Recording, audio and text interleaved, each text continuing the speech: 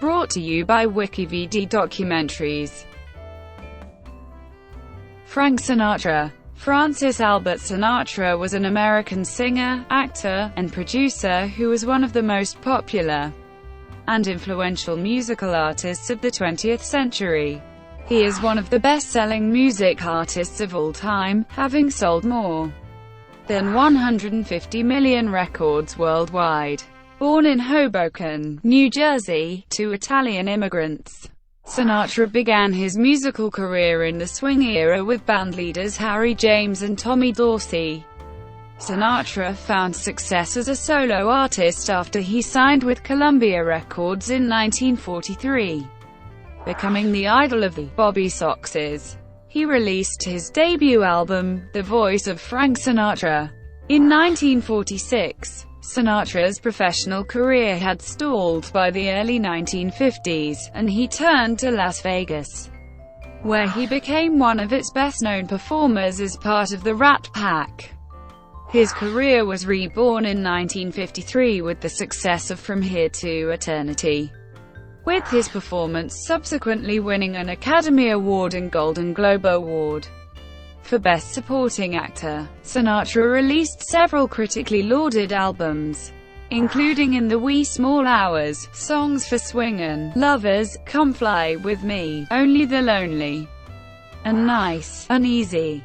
Sinatra left Capitol in 1960 to start his own record label, Reprise Records, and released a string of successful albums. In 1965, he recorded the retrospective September of My Years, starred in the Emmy-winning television special Frank Sinatra, A Man and His Music, and released the tracks Strangers in the Night and My Way.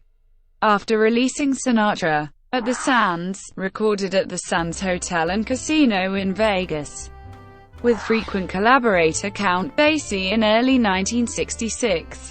The following year he recorded one of his most famous collaborations with Tom Jobim, the album Francis Albert Sinatra and Antonio Carlos Jobim. It was followed by 1968's collaboration with Duke Ellington. Sinatra retired for the first time in 1971, but came out of retirement 2 years later and recorded several albums and resumed performing at Caesar's Palace, and reached success in 1980 with New York, New York. Using his Las Vegas shows as a home base, he toured both within the United States and internationally until a short time before his death in 1998. Sinatra forged a highly successful career as a film actor. After winning an Academy Award for From Here to Eternity, he starred in The Man with the Golden Arm, and received critical acclaim for his performance in The Manchurian Candidate. He appeared in various musicals such as On the Town, Guys and Dolls, High Society, and Pal Joey, winning another Golden Globe for the latter. Toward the end of his career, he became associated with playing detectives, including the title character in Tony Rome. Sinatra would later receive the Golden Globe Cecil B. DeMille Award in 1971. On television, The Frank Sinatra Show began on ABC in 1950, and he continued to make appearances on television throughout the 1950s and 1960s. Sinatra was also heavily involved with politics from the mid-1940s, and actively campaigned for presidents such as Harry S. Truman, John F. Kennedy and Ronald Reagan. Though before Kennedy's death Sinatra's alleged mafia connections led to his being snubbed. While Sinatra never formally learned how to read music, he had an impressive understanding of it, and he worked very hard from a young age to improve his abilities in all aspects of music. A perfectionist, renowned for his dress sense and performing presence, he always insisted on recording live with his band. His bright blue eyes earned him the popular nickname, Ol' Blue Eyes. Sinatra led a colorful personal life, and was often involved in turbulent affairs with women, such as with his second wife Ava Gardner. He went on to marry Mia Farrow in 1966, and Barbara Marx in 1976. Sinatra had several violent confrontations, usually with journalists he felt had crossed him, or work bosses with whom he had disagreements. He was honored at the Kennedy Center Honors in 1983, was awarded the Presidential Medal of Freedom by Ronald Reagan in 1985, and the Congressional Gold Medal in 1997. Sinatra was also the recipient of 11 Grammy Awards, including the Grammy Trustees Award, Grammy Legend Award and the Grammy Lifetime Achievement Award. After his death, American music critic Robert Christgau called him the greatest singer of the 20th century, and he continues to be seen as an iconic figure. Early life. Francis Albert Sinatra was born on December 12, 1915, in an upstairs tenement at 415 Monroe Street in Hoboken, New Jersey. He was the only child of Italian immigrants Antonino Martino, Marty, Sinatra and Natalina Dolly Garaventa. Sinatra weighed at birth and had to be delivered with the aid of forceps, which caused severe scarring to his left cheek, neck, and ear, and perforated his eardrum, damage that remained for life. Due to his injuries at birth, his baptism at St. Francis Church in Hoboken was delayed until April 2, 1916. A childhood operation on his mastoid bone left major scarring on his neck, and during adolescence he suffered from cystic acne that scarred his face and neck. Sinatra was raised Roman Catholic. When Sinatra's mother was a child, her pretty face earned her the nickname Dolly. Energetic and driven, biographers believe that she was the dominant factor in the development of her son's personality traits and extraordinary self-confidence. Barbara Sinatra claims that Dolly was abusive to him as a child, and knocked him around a lot. Dolly became influential in Hoboken and in local Democratic Party circles. She worked as a midwife, earning $50 for each delivery, and according to Sinatra biographer Kitty Kelly, also ran an illegal abortion service that catered to Italian Catholic girls, for which she was nicknamed Hatpin Dolly. She also had a gift for languages and served as a local interpreter. Sinatra's illiterate father was a bantamweight boxer who fought under the name Marty O'Brien. He later worked for 24 years at the Hoboken Fire Department, working his way up to captain. Sinatra spent much time at his parents' tavern in Hoboken, working on his homework, and occasionally singing a song on top of the player piano for spare change. During the Great Depression, Dolly provided money to her son for outings with friends and to buy expensive clothes, resulting in neighbors describing him as the best-dressed kid in the neighborhood. Excessively thin and small as a child and young man, Sinatra's skinny frame later became a staple of jokes during stage shows. Sinatra developed an interest in music, particularly big band jazz, at a young age. He listened to Gene Austin, Rudy Vallee, Russ Columbo, and Bob Abele, and idolized Bing Crosby. Sinatra's maternal uncle, Domenico, gave him a ukulele for his 15th birthday, and he began performing at family gatherings. Sinatra attended David E. Rue Jr. High School from 1928, and A.J. Demarest High School in 1931, where he arranged bands for school dances. He left without graduating, having attended only 47 days before being expelled for general rowdiness. To please his mother, he enrolled at Drake Business School, but departed after 11 months. Dolly found Sinatra work as a delivery boy at the Jersey Observer newspaper, where his godfather Frank Garrick worked, and after that, Sinatra was a riveter at the Tychin and Lang shipyard. He performed in local Hoboken social clubs such as the Cat's Meow and the Comedy Club, and sang for free on radio stations such as WAAT in Jersey City. In New York, Sinatra found jobs singing for his supper for cigarettes. To improve his speech, he began taking elocution lessons for $1 each from vocal coach John Quinlan, who was one of the first people to notice his impressive vocal range. Hoboken 4 and Harry James, 1935-1939. Sinatra began singing professionally as a teenager, but he learned music by ear and never learned to read music. He got his first break in 1935, when his mother persuaded a local singing group, the Three Flashes, to let him join. Fred Tamboro, the group's baritone, stated that Frank hung around us like we were gods or something, admitting that they only took him on board because he owned a car and could chauffeur the group around. Sinatra soon learned they were auditioning for the Major Beau's amateur hour show, and begged the group to let him in on the act. With Sinatra, the group became known as the Hoboken Four, and passed an audition from Edward Bowes to appear on the Major Beau's amateur hour show. They each earned $12.50 for the appearance, and ended up attracting 40,000 votes and won first prize, a 6-month contract to perform on stage and radio across the United States. Sinatra quickly became the group's lead singer, and, much to the jealousy of his fellow group members, garnered most of the attention from girls.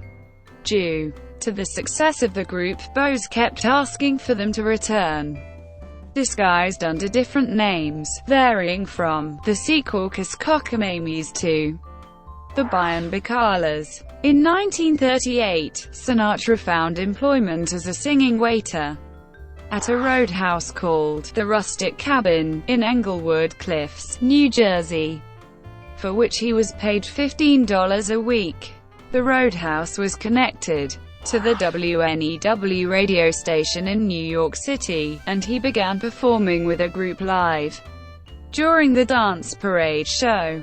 Despite the low salary, Sinatra felt that this was the break he was looking for, and boasted to friends that he was going to become so big that no one could ever touch him.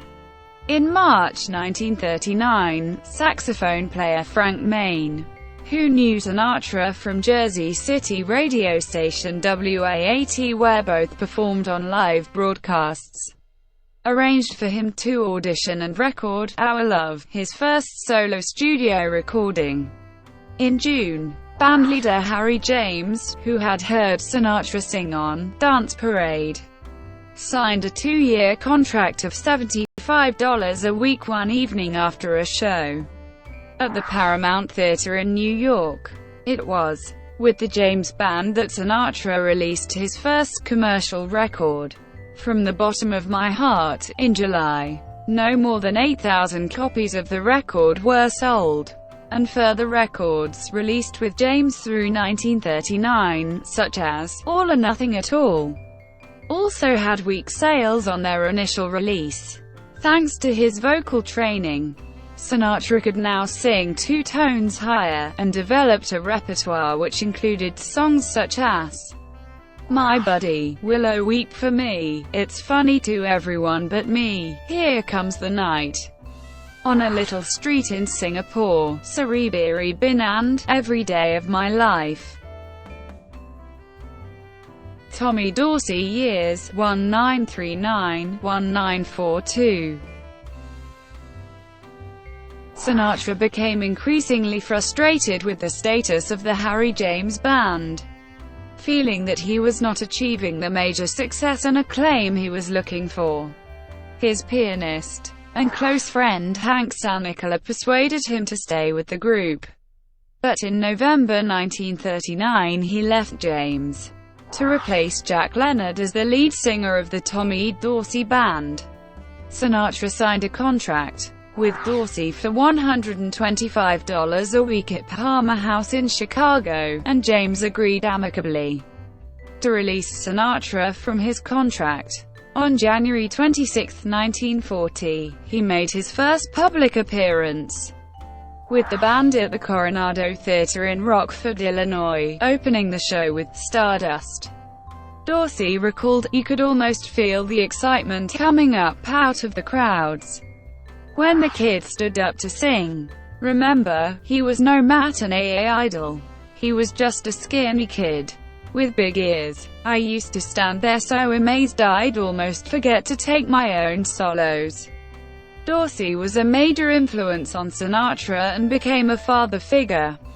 Sinatra copied Dorsey's mannerisms and traits, becoming a demanding perfectionist like him, even adopting his hobby of toy trains. He asked Dorsey to be godfather to his daughter Nancy in June 1940. Sinatra later said that, "The only two people I've ever been afraid of are my mother and Tommy Dorsey."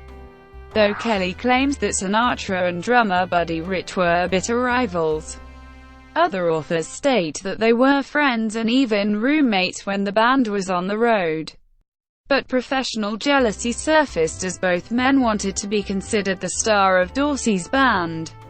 Later, Sinatra helped Rich form his own band with a $25,000 loan and provided financial help to Rich during times of the drummer's serious illness.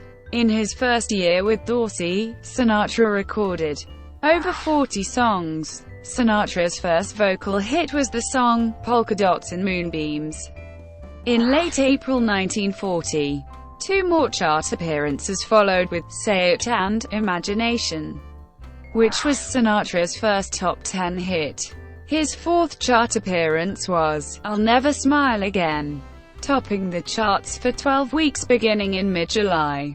Other records with Tommy Dorsey issued by RCA Victor include "Our Love Affair" and "Stardust" in 1940.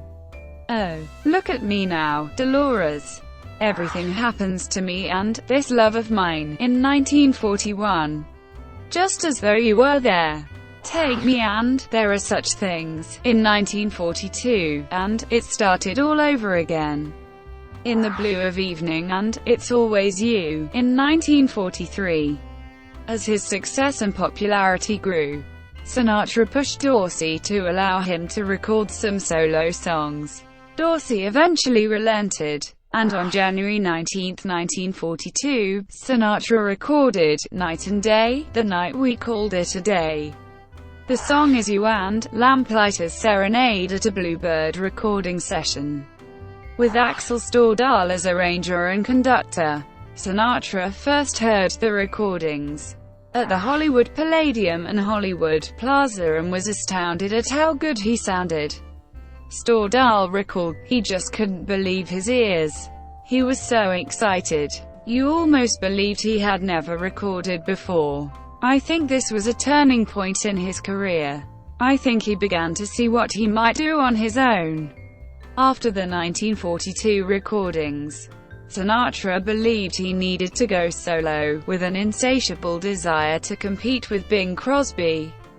But he was hampered by his contract, which gave Dorsey 43% of Sinatra's lifetime earnings in the entertainment industry. A legal battle ensued, eventually settled in August 1943. On September 3, 1942, Dorsey bid farewell to Sinatra, reportedly saying as Sinatra left, "I hope you fall on your ass." He replaced Sinatra with singer Dick Haymes. Rumors began spreading in newspapers that Sinatra's mobster godfather, Willie Moretti, coerced Dorsey to let Sinatra out of his contract for a few $1,000s, holding a gun to his head. Sinatra persuaded Stordahl to leave Dorsey with him and become his personal arranger, offering him $650 a month, 5 times the salary of Dorsey. Dorsey and Sinatra, who had been very close, never patched up their differences before Dorsey's death in 1956, worsened by the fact that Dorsey occasionally made biting comments to the press such as, "He's the most fascinating man in the world, but don't put your hand in the cage." Onset of Sinatra mania and role in World War II, 1942–1945. By May 1941, Sinatra topped the male singer polls in Billboard and Downbeat magazines. His appeal to Bobby Soxers, as teenage girls of that time were called, revealed a whole new audience for popular music, which had been recorded mainly for adults up to that time. The phenomenon became officially known as Sinatra Mania, after his legendary opening at the Paramount Theater in New York on December 30, 1942. According to Nancy Sinatra, Jack Benny later said, "I thought the goddamned building was going to cave in. I never heard such a commotion. All this for a fellow I never heard of." Sinatra performed for 4 weeks at the theater, his act following the Benny Goodman Orchestra, after which his contract was renewed for another 4 weeks by Bob Weitman due to his popularity. He became known as Swinatra or The Voice, and his fans, Sinatratics. They organized meetings and sent masses of letters of adoration, and within a few weeks of the show, some 1,000 Sinatra fan clubs had been reported across the U.S. Sinatra's publicist, George Evans, encouraged interviews and photographs with fans, and was the man responsible for depicting Sinatra as a vulnerable, shy, Italian-American with a rough childhood who made good. When Sinatra returned to the Paramount in October 1944, only 250 persons left the first show, and 35,000 fans left outside, causing a near riot, known as the Columbus Day Riot, outside the venue, because they were not allowed in. Such was the Bobby Soxer devotion to Sinatra that they were known to write Sinatra song titles on their clothing, bribe hotel maids for an opportunity to touch his bed, and accost his person in the form of stealing clothing he was wearing, most commonly his bow tie.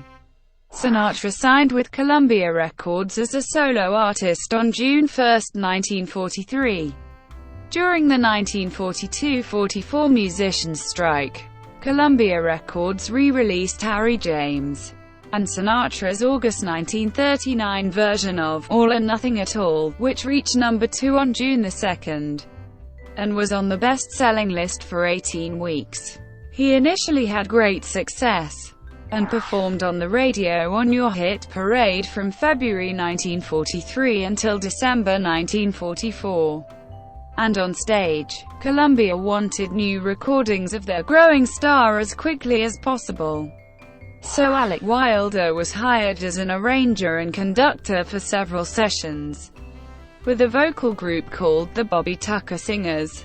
These first sessions were on June 7th, June 22nd, August 5th, and November 10th, 1943. Of the 9 songs recorded during these sessions, 7 charted on the best-selling list. That year he also made his first solo nightclub appearance at New York's Riobamba, and a successful concert in the Wedgwood Room of the prestigious Waldorf Astoria, New York that year secured his popularity in New York high society. Sinatra released You'll Never Know, Close to You, Sunday, Monday, or Always and People Will Say We're in Love as singles. By the end of 1943 he was more popular in a downbeat poll than Bing Crosby, Perry Como, Bob Abele, and Dick Haymes. Sinatra did not serve in the military during World War II. On December 11, 1943, he was officially classified 4F by his draft board, because of a perforated eardrum. However, Army files reported that Sinatra was not acceptable material from a psychiatric viewpoint, but his emotional instability was hidden to avoid undue unpleasantness for both the selectee and the induction service. Briefly, There were rumors reported by columnist Walter Winchell that Sinatra paid $40,000 to avoid the service, but the FBI found this to be without merit. Towards the end of the war, Sinatra entertained the troops during several successful overseas USO tours with comedian Phil Silvers. During one trip to Rome he met the Pope, who asked him if he was an operatic tenor. Sinatra worked frequently with the popular Andrews Sisters in radio the 1940s, and many USO shows were broadcast to troops via the Armed Forces radio service. In 1944 Sinatra released "I Couldn't Sleep a Wink Last Night" as a single and recorded his own version of Crosby's "White Christmas," and the following year he released "I Dream of You," "Saturday Night Dream" and "Nancy" as singles. Columbia years and career slump 1946–1952. Despite being heavily involved in political activity in 1945 and 1946, in those 2 years Sinatra sang on 160 radio shows, recorded 36 times, and shot 4 films. By 1946 he was performing on stage up to 45 times a week, singing up to 100 songs daily, and earning up to $93,000 a week. In 1946 Sinatra released "Oh, What It Seemed to Be," "Day by Day," "They Say It's Wonderful," "5 Minutes More," and "The Coffee Song" as singles, and launched his first album, The Voice of Frank Sinatra, which reached number 1 on the Billboard chart. William Rullman of AllMusic noted that Sinatra took the material very seriously, singing the love lyrics with utter seriousness, and that his singing in the classically influenced settings gave the songs unusual depth of meaning. He was soon selling 10 million records a year. Such was Sinatra's command at Columbia that his love of conducting was indulged. With the release of the set Frank Sinatra conducts the music of Alec Wilder, an offering unlikely to appeal to Sinatra's core fanbase at the time, which consisted of teenage girls. The following year he released his second album, Songs by Sinatra, featuring songs of a similar mood and tempo such as Irving Berlin's "How Deep Is the Ocean" and Harold Arlen's and Jerome Kern's "All the Things You Are." Mamselle, composed by Edmund Goulding with lyrics by Matt Gordon for the film The Razor's Edge, was released as a single. Sinatra had competition versions by Art Lund, Dick Haymes, Dennis Day, and the Pied Pipers also reached the top 10 of the Billboard charts. In December he recorded "Sweet Lorraine" with the Metronome All-Stars, featuring talented jazz musicians such as Coleman Hawkins, Harry Carney and Charlie Shavers, with Nat King Cole on piano, in what Charles L. Granata describes as one of the highlights of Sinatra's Columbia epoch.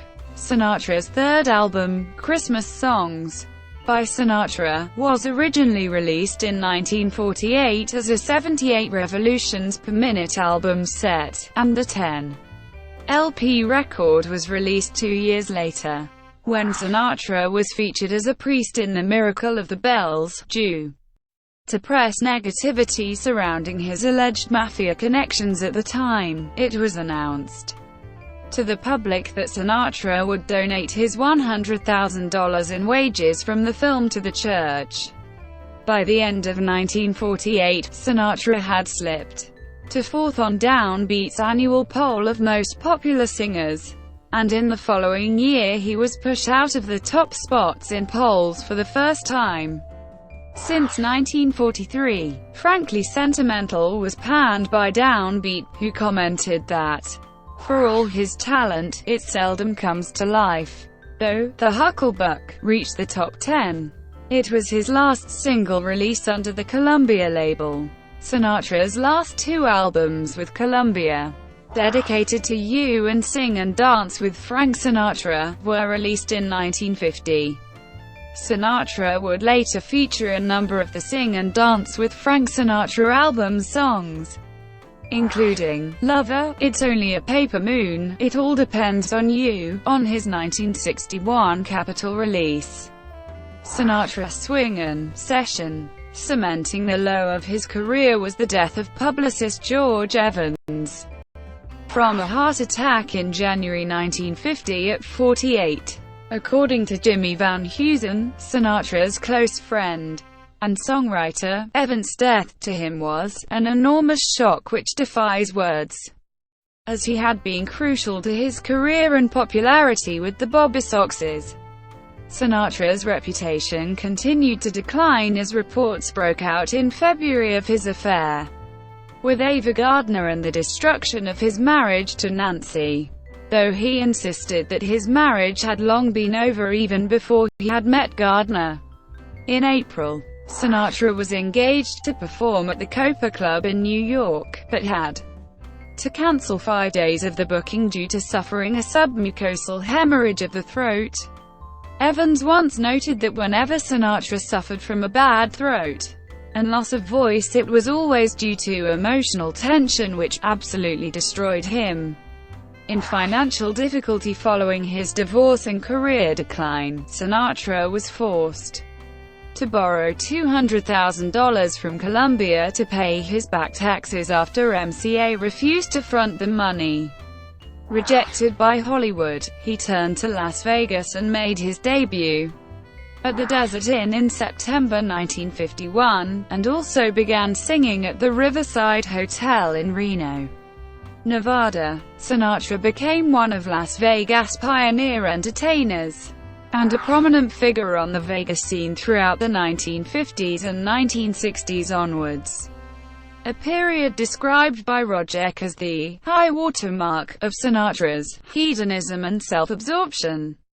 Roger notes that the Rat Pack provided an outlet for gregarious banter and wisecracks, but argues that it was Sinatra's vehicle, possessing an unassailable command over the other performers. Sinatra would fly to Las Vegas from Los Angeles in Van Heusen's single-engine plane. On October 4, 1953, Sinatra made his first performance at the Sands Hotel and Casino, after an invitation by the manager Jack Intrata, who had previously worked at the Copa in New York. Sinatra typically performed there 3 times a year, and later acquired a share in the hotel. Sinatra's decline in popularity was evident at his concert appearances. At a brief run at the Paramount in New York, he drew small audiences. At the Desert Inn in Las Vegas, he performed to half-filled houses of wildcatters and ranches. At a concert at Shea Party in Chicago, only 150 people in a 1,200-seat capacity venue turned up to see him. By April 1952, he was performing at the Kauai County Fair in Hawaii. Sinatra's relationship with Columbia Records was also disintegrating, with A&R executive Mitch Miller claiming he couldn't give away the singer's records, though several notable recordings were made during this time period, such as If I Could Write a Book, in January 1952, which Granata sees as a turning point, forecasting his later work with its sensitivity. Columbia and MCA dropped him later that year. His last studio recording for Columbia, Why Try to Change Me Now, was recorded in New York on September 17, 1952, with orchestra arranged and conducted by Percy Faith. Journalist Bert Boyer observed Sinatra had it. It was sad, from the top to the bottom in one horrible lesson. Thank you for watching. Brought to you by WikiVD Documentaries. Please like and subscribe below.